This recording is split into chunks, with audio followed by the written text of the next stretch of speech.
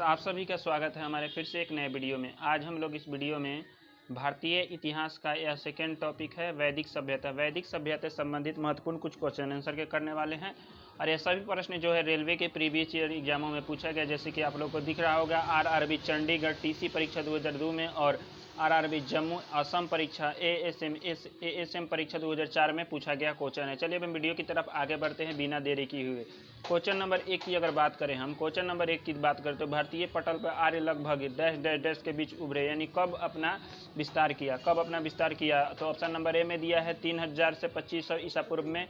Option number B में दिया है 2500 ईसा से 2000 ईसा पूर्व में। ऑप्शन नंबर सी में दिया है 300 से 250 ईसा पूर्व में और ऑप्शन नंबर डी में दिया है 322 से 185 ईसा पूर्व में। तो इसका सही आंसर हो जाएगा ऑप्शन नंबर बी यानी 2500 से 2000 ईसा पूर्व में। ठीक है, नेक्स्ट क्वेश्चन नंबर 2 को देखते हैं। क्वेश्चन नंबर 2 को बात करें थे आर्य कब भारत आए थे। आर्य जो था कब भारत आया था। ऑप्शन नंबर ए में दिया है 2500 से 1800 ईसा पूर्व में। ऑप्शन नंबर में दिया है 2000 से 1500 ईसा पूर्व में। ऑप्शन नंबर सी में दिया है 2000 ईसा पूर्व में और ऑप्शन नंबर डी में दिया है 1500 से 1000 ईसा पूर्व में। तो इसका सही आंसर हो जाएगा ऑप्शन नंबर डी 1500 से 1000 ईसा पूर्व में जो है आर्य भारत आए थे। ठीक है, next question number 3। Question number 3 की अगर हम बात करें क्वेश्चन नंबर 3 की बात करें तो आर्य लोग भारत में कहाँ से आए थे। आर्य लोग जो थे भारत में कहाँ से आए थे। ऑप्शन नंबर ए में दिया है पूर्वी यूरोप से। ऑप्शन नंबर बी में दिया है ऑस्ट्रेलिया से। ऑप्शन नंबर सी में दिया है मध्य एशिया से और ऑप्शन नंबर डी में दिया है दक्षिण पूर्व एशिया से। तो इसका सही आंसर जो हो जाएगा ऑप्शन नंबर सी यानी मध्य एशिया से आर्य लोग भारत में आए थे। ठीक है, next question number 4। Question number 4 की बात करें तो आर्य भारत में किस रूप में आए थे। आर्य जो था भारत में किस रूप में आया था। ऑप्शन नंबर ए में सौदागर तथा खानाबदोश के रूप में। ऑप्शन नंबर बी में शरणार्थी के रूप में। ऑप्शन नंबर सी में आक्रमणकारी के रूप में और ऑप्शन नंबर डी में अप्रवासी के रूप में। तो इसका सही आंसर हो जाएगा ऑप्शन नंबर सी आक्रमणकारी के रूप में जो था आर्य लोग ने भारत में आए थे। ठीक है, next question number 5। Question number 5 की बात करें तो निम्नलिखित में से कौन सा वेद सबसे प्राचीन है। यह क्वेश्चन जो है लगभग 4 एग्जामों में पूछा गया है, 4 टाइम। 2002 में पूछा गया है, 2006 में पूछा गया है, 2008 में पूछा गया और 2009 में पूछा गया। चलिए इस क्वेश्चन को देखते हैं। निम्नलिखित में से कौन सा वेद सबसे प्राचीन है। ऑप्शन नंबर ए में सामवेद। ऑप्शन नंबर बी में यजुर्वेद। ऑप्शन नंबर सी में अथर्ववेद। ऑप्शन नंबर डी में ऋग्वेद और ऑप्शन नंबर ई में उपनिषद। तो इसका सही आंसर हो जाएगा ऑप्शन नंबर डी ऋग्वेद जो है सबसे प्राचीन है। ऑप्शन नंबर डी जो है सबसे प्राचीन है। ठीक है, next question number 6। Question number 6 की अगर हम बात करें तो ऋग्वैदिक आर्य की किस भाषा का प्रयोग करते थे। ऋग्वैदिक आर्य जो थे किस भाषा का प्रयोग करते थे। ऑप्शन नंबर ए में संस्कृत का। ऑप्शन नंबर बी में द्रविड़ का। ऑप्शन नंबर सी में पाली का और ऑप्शन नंबर डी में प्राकृतिक का। तो इसका सही आंसर जो हो जाएगा ऑप्शन नंबर ए यानी प्राकृतिक का। ठीक है, ऋग्वैदिक आर्य किस भाषा का प्रयोग करते थे तो प्राकृतिक का। ठीक है, next question number 7। Question number अगर 7 की हम बात करें तो ऋग्वेद में सबसे पवित्र नदी का जिक्र था। ऋग्वेद में सबसे पवित्र नदी का जिक्र था। ऑप्शन नंबर ए में सरस्वती का जिक्र था। ऑप्शन नंबर बी में गंगा का जिक्र था। ऑप्शन नंबर सी में यमुना का जिक्र था और ऑप्शन नंबर डी में सिंधु का जिक्र था। तो इसका सही आंसर हो जाएगा ऑप्शन नंबर ए सरस्वती का जिक्र था, यानी ऋग्वेद में सबसे पवित्र नदी का जिक्र यानी सरस्वती नदी का जिक्र था ऋग्वेद में। ठीक है, next question number 8। Question number 8 की हम बात करें तो शास्त्रीय संगीत के सिद्धांत की विवेचना की गई है।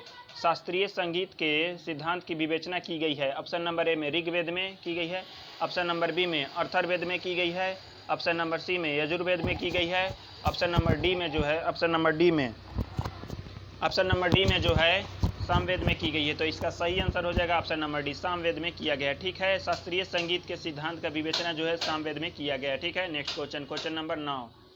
क्वेश्चन नंबर 9 जो है मिलान करने वाला है। ठीक है, दिया है इसमें ब्राह्मणी इसमें दिया जो है सूची को मिलाना है। ठीक है, तो इसका सही आंसर हम डायरेक्ट देख लेते हैं। सही आंसर इसका बी हो जाएगा, यानी बी इसका सही आंसर हो जाएगा, यानी 1 का 3 यानी ब्राह्मण जो है वैदिक कार्य के संपादन की विधि का वर्णन करता है। ठीक है, वैदिक कार्य के संपादन की विधि का वर्णन करता है ब्राह्मण। ठीक है, ऑप्शन नंबर बी।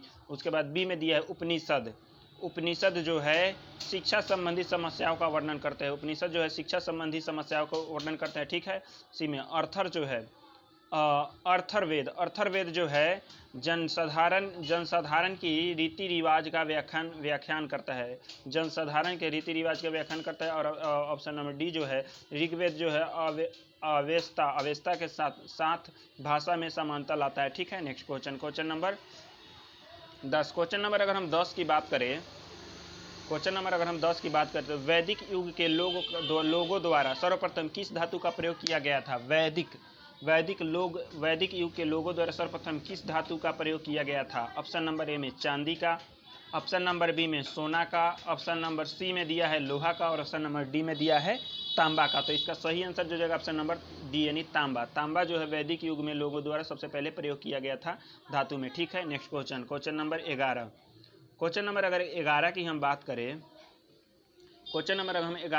करें, तो ब्राह्मणवाद जिसे कि आज एक श्रेष्ठ वर्ग के रूप में समझा जाता है, ब्राह्मण वर्ग जो आज के डेट में श्रेष्ठ वर्ग के रूप में समझा जाता है, ठीक है, कि जड़ें थी, किस जड़ से थी? ठीक है, ऑप्शन नंबर ए में ऋग्वेद काल में, ऑप्शन नंबर बी में गुप्त काल में, ऑप्शन नंबर सी में उत्तर वैदिक काल में, और ऑप्शन नंबर डी में ईसा युग से की आरंभिक शताब्दी में। तो इसका सही आंसर हो जाएगा ऑप्शन नंबर डी यानी ईसा युग की आरंभिक शताब्दी से ही था। ठीक है, ब्राह्मण लोग थे। ठीक है, नेक्स्ट क्वेश्चन नंबर 12।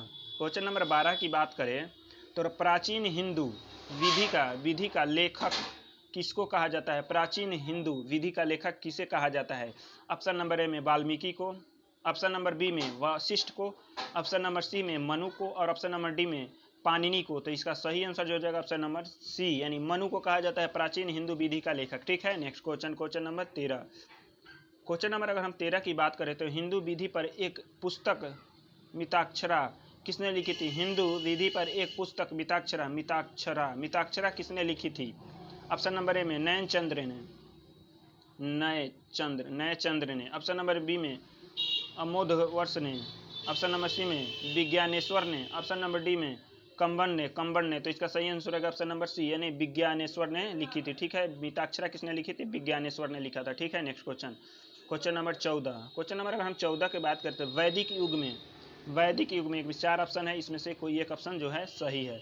बहुविवाह तथा अज्ञात थी, ऑप्शन नंबर बी में बाल विवाह प्रमुख था, ऑप्शन नंबर सी में विधवा पुनर्विवाह कर सकती थी, ऑप्शन नंबर डी में अनुलोम विवाह स्वीकृत था। तो इसका सही आंसर हो जाएगा ऑप्शन नंबर डी अनुलोम विवाह स्वीकृत था। ठीक है, next question number 15। Question number 15 भी जो है बुझिए तो ये मिलाने करने वाला है।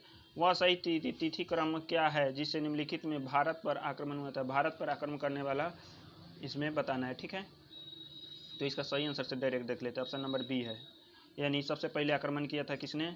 आर्य ने किया था, उसके बाद किया था यूनानी ने किया था। सबसे पहले भारत पर आक्रमण किसने किया था? इसका जो क्रम देखना है। सबसे पहले भारत पर आक्रमण किया था आर्य ने। ठीक है, उसके बाद किया था यूनानी ने, उसके बाद किया था कुषाण ने, उसके बाद किया था हुन ने। सबसे पहले किसने किया था?